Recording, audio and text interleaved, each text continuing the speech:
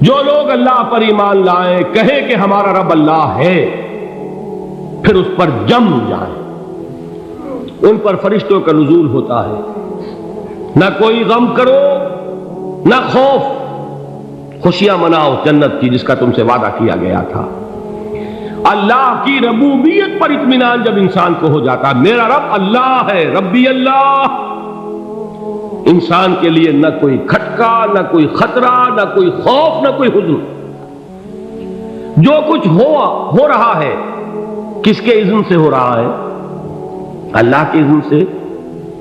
اللہ کے اذن کے بغیر پتہ تک نہیں ہلتا۔ یہ کوئی اندھا بہرا مادہ نہیں ہے جس سے مجھے کوئی خوف ہو۔ اندھا بھینسا چلا آ رہا ہو اس سے تو ڈرنے کا ہر انسان کو ڈرنا چاہیے، نہ معلوم کس کو ٹکر مار دے۔ لیکن نہیں، اس کائنات کو چلانے والا ایک سمیع و بصیر خدا ہے۔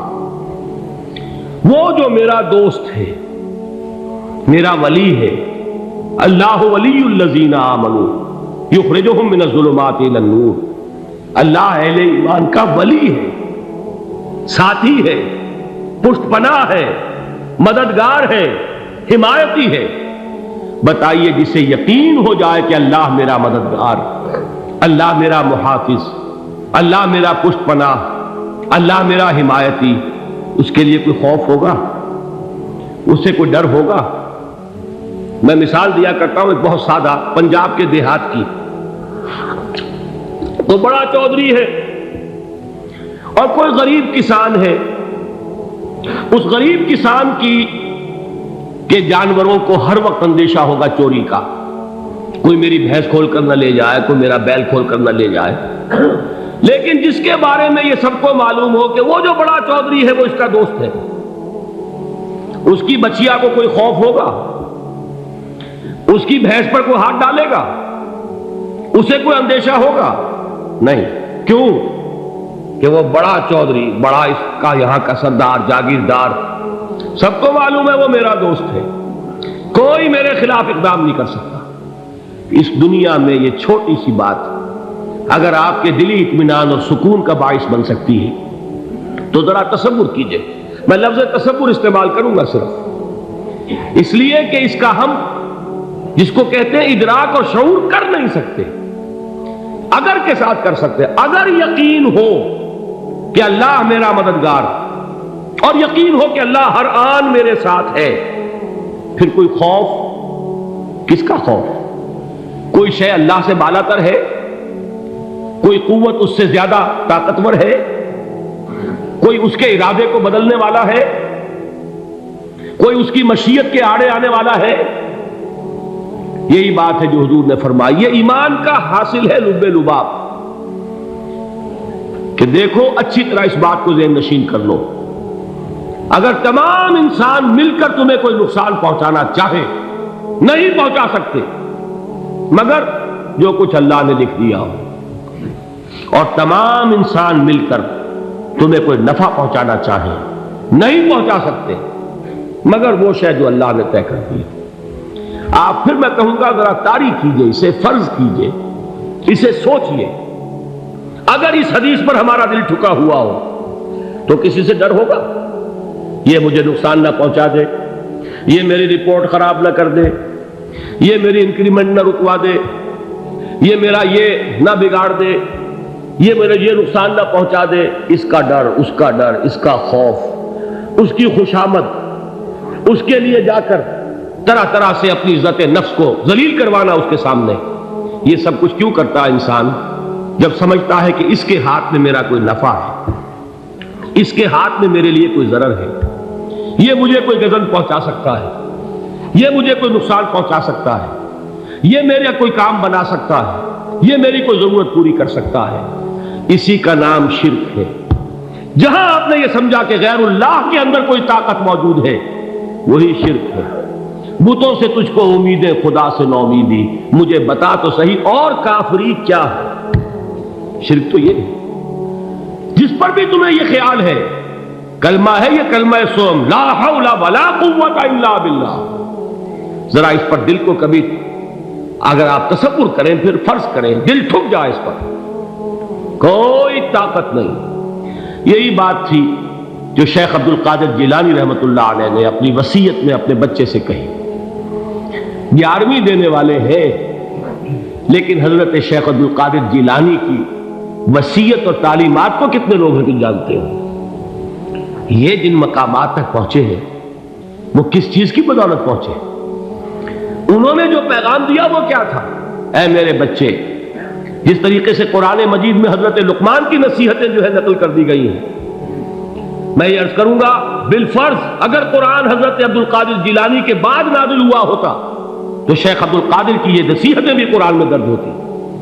اتنی اونچی نصیحتیں ہیں. اے میرے بچے، اس حقیقت کو ذہن نشین کر لے، لا فاعل فی الحقیقت ولا مؤثر الا اللہ.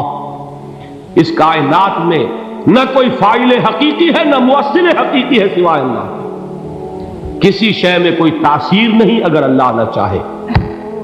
آگ جلا نہیں سکتی اگر اللہ نہ چاہے. پانی ڈبو نہیں سکتا اگر اللہ نہ چاہے. زہر ہلاک نہیں کر سکتا اگر اللہ نہ چاہے. کوئی چیز فائدہ نہیں پہنچا سکتی اگر اللہ نہ چاہے. تو در در پہ کیوں سر جھکاتے ہو؟ در در پر کیوں جبیں سائی کرتے ہو؟ سب کے سامنے کیوں ہاتھ پھیلاتے ہو؟ ایک اللہ سے مانگو. ایک اللہ کے سامنے زمین پر اپنی جبین رکھو. لا فاعل فی الحقیقت ولا مؤثر الا اللہ. نظر آتا ہے ہمیں کہ پانی پیاس بجھا دیتا ہے. پیاس بجھانے کی صلاحیت پانی میں نہیں ہے، اللہ کے اذن سے. کھانا بھوک مٹا دیتا ہے. بھوک مٹانے کی صلاحیت کھانے میں نہیں ہے، اذن رب میں. دیکھیے یہی یقین تھا.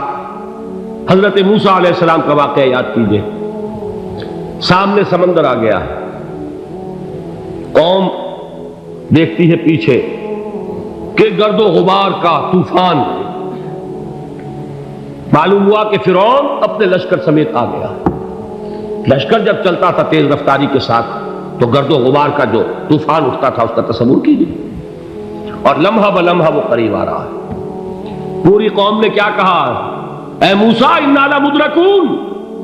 اے موسیٰ ہم کو پکڑے گئے. قرآن مجید نے تو یہاں وہ باتیں نہیں لکھی ہیں، لیکن تورات میں یہ درج ہے کہ بنی اسرائیل جھگڑنے لگے، دست و گریبان ہو گئے موسیٰ کے ساتھ. موسیٰ نے یہاں مروایا لا کر، اس سے تو ہم ہی بہتر تھے. وہاں کھانے کو ملتا تھا، زندگی تو تھی، بیگار ہم کر رہے تھے، موت تو نہیں تھی. اب جو کچھ ہوگا اس کا تصور کرو، جس طریقے سے ہمارے ٹکڑے اڑائے جائیں گے. تو لڑ رہے ہیں حضرت موسیٰ علیہ السلام سے. یہ تورات کی تفصیل ہے. قرآن میں صرف اتنا آیا ہے، پریشان ہو کر انہوں نے کہا انا لمدرکون. موسیٰ ہم کو پکڑے گئے. اس وقت موسیٰ کا جواب کیا ہے؟ کلا ان معی ربی سیہدین. نہیں، میرے ساتھ میرا رب ہے، وہ راستہ دے گا. بتائیے کہاں راستہ نظر آ رہا ہے؟ یہ ہے ایمان بالغیب. راستہ نظر نہ آئے تب اللہ پر یقین ایمان ہے. جیب میں پیسے ہوں اور تب دل کو اطمینان ہے تو ایمان کس پر ہوا؟ پیسے پر، اللہ پر نہیں. جب وسائل و ذرائع نہ ہو اور پھر یقین ہو کہ اللہ مسبب الاسباب ہے، وہ اسباب کا پابند نہیں ہے، وہ اسباب کا محتاج نہیں ہے، اسباب اس کے محتاج ہے.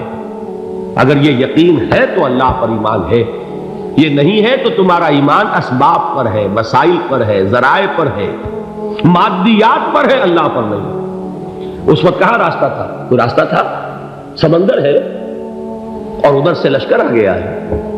کلا ان معی ربی سیہدین. اب دیکھیے ایمان کہہ دینا آسان ہے، ہوا معکم اینما کنتم.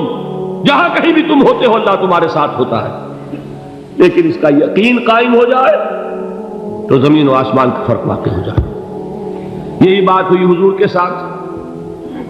غار ہے، چھپے ہوئے ہیں محمد رسول اللہ اور آپ کے وہ یار غار ابو بکر صدیق رضی اللہ تعالی عنہ. اقبال نے حضرت ابو بکر کی شان میں چند اشعار کہیں صرف، لیکن واقعہ یہ ہے کہ بھاری بھاری نظموں پر اور قصیدوں پر بھاری ہے. طویل ترین نظمیں اور قصیدے ہوں ان پر بھاری ہے. ہمتیں ابو بکر کی ہمت جو ہے کشت ملت را چو ابر، جیسے بارش سے کھیتی اپجتی ہے، ابو بکر کی ہمت اور عزیمت اس امت کو اسی طرح سینچنے والی ہے۔ ثانیے اسلام و غار و بدر و قبر، وہ دوسرے تھے اسلام میں، دوسرے پہلے کون تھے؟ انا اول المومنین، حضور فرماتے سب سے پہلا ایمان لانے والا میں، دوسرے ابو بکر۔ ویسے ہمارے ہاں یہ چلتا ہے اختلاف، حضرت علی پہلے ہیں کہ حضرت ابو بکر پہلے ہیں، لیکن اس میں بڑی خوبصورت تطبیق قائم کی ہے علماء نے، اور بہت صحیح ہے۔ چار کے بارے میں فیصلہ ہی مت کرو کہ کون پہلے، ان کی ایک عجیب تقسیم کر دی ہے۔ آزاد مردوں میں، بالغ مردوں میں سب سے پہلے ابو بکر، بچوں میں سب سے پہلے علی، خواتین میں سب سے پہلے خدیجہ، اور غلاموں میں سب سے پہلے زید بن حارثہ۔ بڑی پیاری تقسیم ہے، یہ چاروں ہی پہلے ہیں، ہر ایک کے لیے اولیت ہے۔ اور واقعہ یہ ہے کہ اگر زمانی اعتبار سے تعین ہوگا تو پہلے خدیجۃ الکبریٰ آئیں گی رضی اللہ تعالی عنہ، کسی اور سے بات کرنے کی نوبت بعد میں آ سکتی ہے، پہلے تو اہلیہ محترمہ سے بات ہوئی، آتے ہی پہلی وحی ہوئی ہے، ابھی تبلیغ کا حکم نہیں تھا۔ کس کو بتایا واقعہ؟ ابھی اپنی نبوت کی تبلیغ کا تو حکم ہی نہیں آیا، واقعہ کس کا ہے؟ وہ خدیجہ کا ہے۔ جب کہا ہے کہ خشیت علی نفسی، مجھے اپنی جان کا اندیشہ ہے، تو کیا جواب دیا خدیجہ نے رضی اللہ تعالی عنہا؟ وہ صدیقۃ الکبریٰ ہے، صدیقات جو ہے خواتین ان میں چوٹی پر خدیجۃ الکبریٰ ہے رضی اللہ تعالی عنہا، اور صدیق جو مرد ہیں ان میں صدیق اکبر ہے ابو بکر صدیق رضی اللہ تعالی عنہ، لیکن صدیقات میں چوٹی پر۔ جب حضور نے فرمایا خشیت علی نفسی، کیا فرمایا، کیا عرض کیا، کیسے تسلی دی؟ نہیں نہیں، اللہ آپ کو ضائع نہیں کرے گا، آپ غریبوں کے ہمدرد ہیں، آپ مساکین کے تکالیف رفع کرنے والے ہیں، آپ بیواؤں کی سرپرستی کرتے ہیں، آپ مسافروں کی خدمت کرتے ہیں، اللہ آپ کو ضائع نہیں کرے گا۔ یہ یقین ہے اس خاتون کے اندر۔ خیر وہ ایک علیحدہ بات ہو جائے گی۔ میرے دل پر حضرت خدیجہ رضی اللہ تعالیٰ عنہ کی شخصیت کا بڑا گہرا نقش ہے، جو وہ کوئی اور ہی وقت اور موقع ہوا تو بیان ہوگا۔ بہرحال اقبال نے ایک مصرے میں جو چار اولیتیں جمع کر دی ہیں، ہمت او کشت امت را چو ابر، ثانی اسلام و غار و بدر و قبر۔ اسلام میں حضور کے بعد پہلے کون؟ ابو بکر۔ غار میں حضور کے ساتھ کون؟ ابو بکر۔ بدر کی رات اللہ کا رسول سر سجود، وہ جھاڑ، وہ گھاس پھوس کی جو جھوپڑی بنائی گئی تھی، اور وہاں تلوار ننگی لے کر پہرا دینے والا کون؟ ابو بکر۔ اور اس حجرہ عائشہ میں محمد کے بعد سب سے پہلے دفن ہونے والا کون؟ ابو بکر رضی اللہ تعالی عنہ صلی اللہ علیہ وسلم۔ وہ جو معاملہ میں سنا رہا تھا غار ثور کا، حضرت ابو بکر بھی حضور کے خیال سے لرز گئے ہیں۔ آپ کو یاد ہوگا کہ جا کر پہلے تمام جتنے سوراخ تھے انہیں بند کیا ہے، ایک سوراخ رہ گیا تھا جس کو بند کرنے کے لیے کوئی کپڑا نہیں تھا، وہاں اپنی ایڑی رکھی ہے، تب کہا ہے حضور سے تشریف لائیے، اور اپنے زانو پر حضور کو لٹایا ہے، اور وہاں کسی موذی جانور نے کاٹا ہے، حضور کی آنکھ لگ گئی تھی، اس وقت اس بل کے اندر جو بھی بچھو ہے کیا ہے واللہ عالم، اس نے کاٹا ہے، اس کی تکلیف کی وجہ سے ابو بکر کی آنکھوں سے آنسو ٹپک گئے، حضور کے چہرے مبارک پر پڑے ہیں، تو حضور جاگے ہیں، معاملہ کیا ہے؟ ایڑی نہیں ہٹائی وہاں سے، مبادا وہ جانور وہاں سے نکل کر محمد الرسول اللہ کو کوئی گزن پہنچا دے، ابو بکر کی ایڑی ہے، جس طرح چاہے کھا لے، ختم کر دے، جان نکل جائے تب کوئی آنچ آئے، محمد پر تو آئے، لیکن جیتے جی نہیں۔ وہ ہے ابو بکر۔ حضور کے خیال سے اس وقت حضور نے پھر اپنا لعاب دہن لگایا ہے، اور اس سے پھر آپ کی تکلیف ختم ہوئی۔ جیسے خیبر میں حضرت علی کی آنکھ دکھ رہی تھی، اس کو جو شفا حاصل ہوئی ہے وہ بھی حضور کے لعاب دہن سے ہوئی۔